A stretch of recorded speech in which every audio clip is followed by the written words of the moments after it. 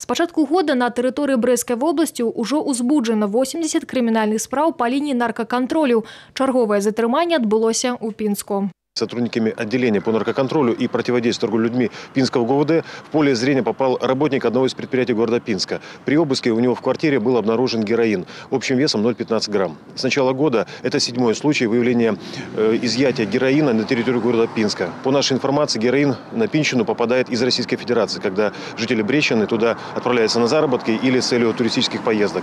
Мы обращаемся к жителям Брещины сообщать милицию по телефону 102 информацию о гражданах, которые распространяют наркотики на территории Брестской области. Специалисты управления Державного комитета судовых экспертиз Беларуси по Брестской области провели больше за 200 экспертиз наркоутрымліваючых сродкаў. По всех выпадках подозрений подтвердились. Как показывает практика, преимущественно это наркотики растительного происхождения, к которым относятся марихуана, гашиш, а также кокаин.